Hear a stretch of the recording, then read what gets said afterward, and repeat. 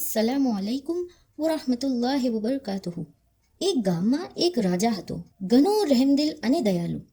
રાજા એમ ઈરાદો કીધો કે રોજ સવારે 9 વાગે એના ખજાનાના દરવાજા ખોલવામાં આવે અને જે કોઈ ભી એના નજદીક આવશે એને જવાહિર આપવામાં આવશે.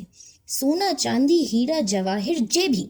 લેકિન શરત એમ છે કે સાંજે 5 વાગે ખજાનાના દરવાજા બંધ કરી લેવામાં આવશે. હુકુમના મિસલ 9 વાગે ખજાનાના દરવાજા ખોલવામાં આવ્યા અને સગલાને જવાહિર આપા. એક શખ્સ જે લાઈનના આખિરમાં ખડો હતો, જ્યારે એની વારીનો ટાઈમ થયો તો સાંજના 5 વજી ગયા અને ખજાનાના દરવાજા બંધ કરી લેવામાં આવ્યા.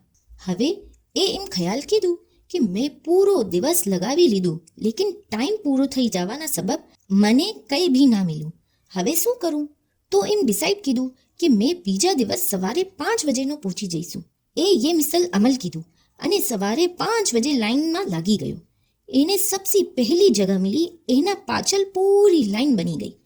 હવે જ્યારે 9 વાજે દરવાજા ખોલા તો આ શખ્સે એના પાછળ ખરા આદમીને પૂછ્યું કે તમને શું જરૂરત છે, શું કામ આવ્યા છો?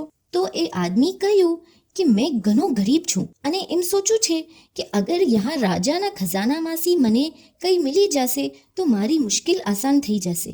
આ શખ્સ એની વાતથી મુતાસિર થઈને वो બીજા આદમીને કહ્યું કે તમને મારા કરતાં જ્યાદા જરૂરત છે તો તમે આગળ મારી જગા પર આવી જાઓ. આ મિસલ वो શખ્સ એના પાછળના હર શખ્સની વાત કીધી અને એમ રિયલાઇઝ થયું કે એને મારા કરતાં જ્યાદા જરૂરત છે. તો એ આપની જગા પર બોલાવતો રહ્યો અને એ પાછળ થતો ગયો અને પાછા એ જ મિસલ જ્યારે એનો વારો આવ્યો તો સાંજના 5 વજી ગયા અને પાછા ખજાનાના દરવાજા બંધ થઈ ગયા. ત્રીજે દિવસ આ શખ્સ એમ ખ્યાલ કીધું કે હવે મેં રાતે 3 વાજે ચાલો જઈશ. શખ્સ वो મિસલ અમલ કીધો અને 3 વાજેથી લાઈનમાં લાગી ગયો અને પાછા એ જ મિસલ એના પાછળના જરૂરતમંદ શખ્સને આગળ આપની જગા આપી લીધી અને પાછા 5 વજી ગયા અને ખજાનાના દરવાજા એ જ મિસલ બંધ થઈ ગયા.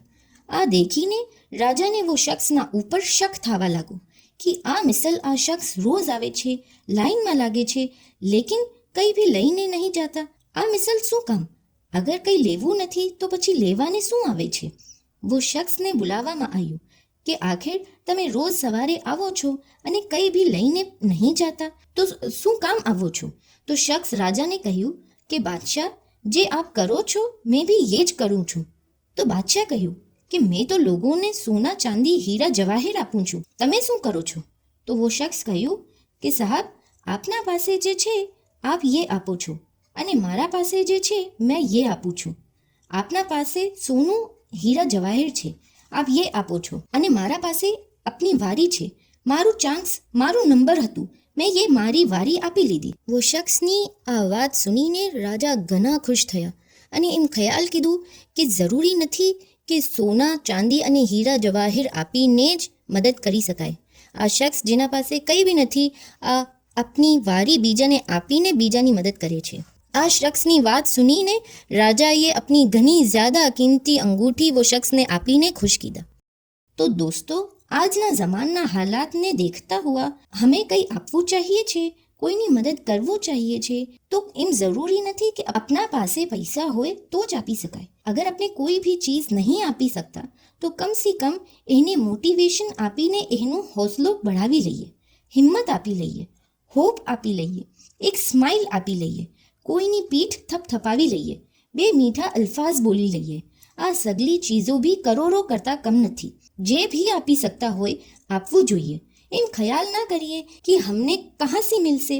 આ ફિકર આપણે કરવાની જરૂરત નથી, કેમકે આ ચીજની ફિકર ખુદાને આપના કરતાં જ્યાદા છે. તમે ખુદાના બંદાની મદદ કરશો તો તમારી મદદ ઉપરવાલો કરી લેશે. અગર આજની વિડીયો આપને પસંદ આવી તો આ વિડીયોને લાઇક કરજો, કમેન્ટ કરીને આપના વ્યૂઝ અમને બતાવજો અને આપના ફ્રેન્ડ્સ અને ફેમિલી સાથે જરૂર શેર કરજો.